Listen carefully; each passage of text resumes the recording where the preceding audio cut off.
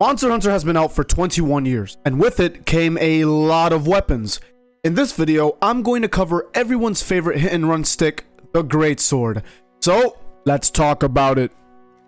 Now, a quick disclaimer, I don't have much knowledge on the extremely older games, but I will try my best to explain the moveset of the weapon and how it's changed over time, as well as any additions, buffs, and nerfs.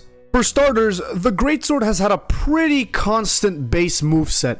This includes the draw attack, an overhead slash, a round slash, a diagonal upward slash, a horizontal slap, a kick, a downward slash while in the air, a guarding stance, and the charge slash, arguably its most prominent move at the time. Not too interesting, but then, at least as early as I was able to find, Monster Hunter Portable 3rd introduced the strong charge slash, and this move would be the Greatsword's strongest attack for the next couple of games. Then came Monster Hunter Generations and Generations Ultimate.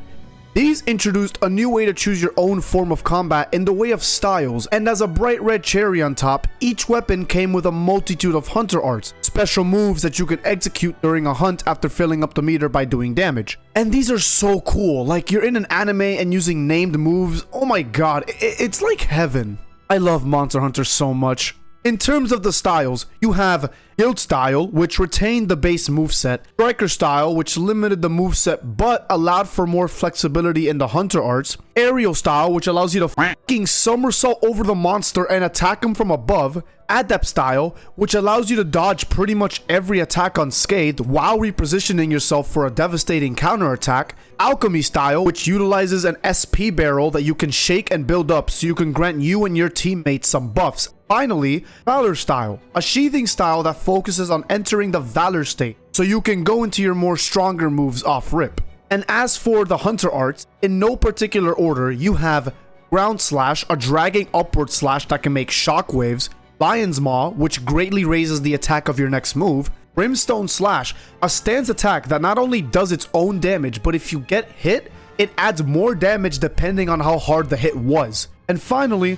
Moonbreaker, a downward aerial slash that's great for breaking parts. Then came Monster Hunter World and its DLC, Iceborne. Remember those hunter arts from before? Yeah, most of them won't be coming back for this installment, but to compensate, Capcom decided to expand the base moveset of the Greatsword to a very comforting degree. Along with your charged and strong charge slashes, if you press the same input again, you'll go into the true charge slash. There's two versions of this. If you don't hit the first swing, you'll just do the normal TCS. However, landing the first hit will add a massive attack boost to the final swing, resulting in the true charge slash power, which would pretty much convert anything to debt as soon as you hit it. Aside from that, you have the tackle, a big middle finger to whatever attack you don't feel like dodging. You also have a mounting finisher when you've mounted a monster. You kind of just stand there and charge up for a big slap.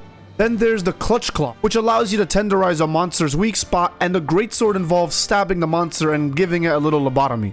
Missed the Hunter Arts from Generations Ultimate? Well, guess what? Monster Hunter Rise and its DLC Sunbreak brought them back in spades and much more fun than ever. These are called Silkbind attacks, and you abuse these little things called wire bugs that you find around each map in order to execute. Let's run through the list, shall we? If you don't want to just tackle with your body, you can switch to the guard tackle, which is a little slower, but the guard is stronger and you can follow up with a charge slash if you made a successful guard. The true charge slash from World can be swapped with the rage slash, which stores the attack of whatever hits you and adds it to its own. Sounds familiar, doesn't it? You also get a new combo, the surge slash combo, which looks cool, but like, nobody uses it because it sucks. You miss aerial style? Now you can use hunting edge, which flies you up, and if you hit the monster, you can land a pretty strong aerial charge slash. You have a power sheath, which works a lot like Adept Style mixed with Valor Style, where you can evade attacks with the help of super armor and it'll sheath your weapon so you can reposition.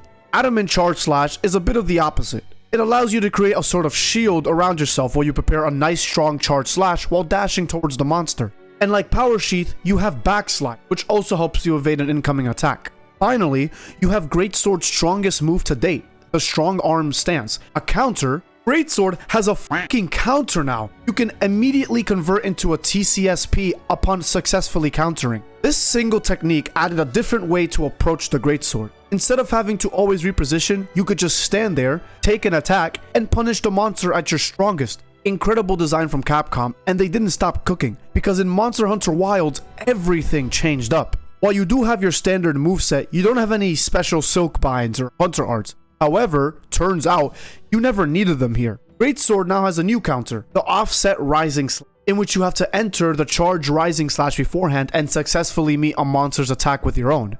From this, you can do the follow-up cross slash, where you catch up to the toppled monster and now you can segue into the TCS and rain hell. Wilds also introduced Power Clash. By landing a successful guard or perfect guard on specific attacks, you'll enter a struggle with the monster where if you win, you can follow up with an additional attack.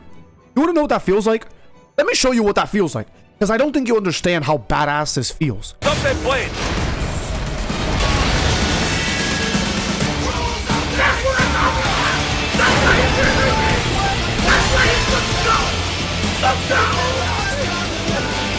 And to finish this off, every game must have a unique mechanic, and Wilds is probably the most. You can enter focus mode, which allows you to aim your attacks much better at a specific body part.